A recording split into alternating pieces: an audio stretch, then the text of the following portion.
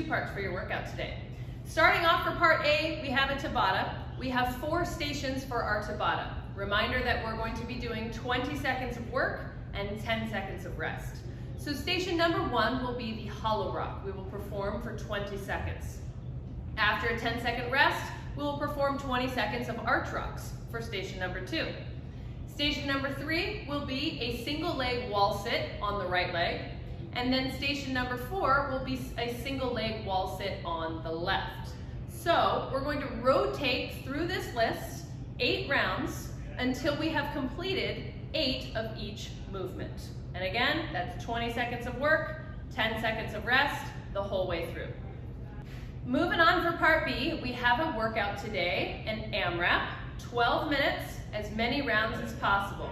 We will perform 10 dumbbell deadlifts, followed by 2 devil's press, then 10 toes to bar, or if we do not have a pull-up bar at home, we can perform V-ups instead, and 2 devil's press. So 10-2, 10-2, that is 1 round, and we will perform that as many times as possible in 12 minutes. All right, everybody, best of luck on these workouts. We're excited to hear how you do. Make sure you post your comments to our notes.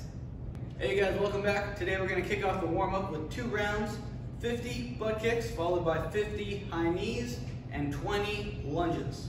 All right, so we're going to do that twice just to get the blood flowing and get us warmed up. All right, after that we're going to do some stretching. We're going to start off with a pigeon pose, just trying to loosen up those legs here on both sides. Then we're going to push back into a cat stretch, get those arms overhead, loosen up that upper back. Then we're going to push back into a half kneeling hamstring stretch, try to loosen up both hammies. And our final stretch will be a straddle quad stretch. All right, after we mobilize, we're going to do 2 rounds of a series of movements.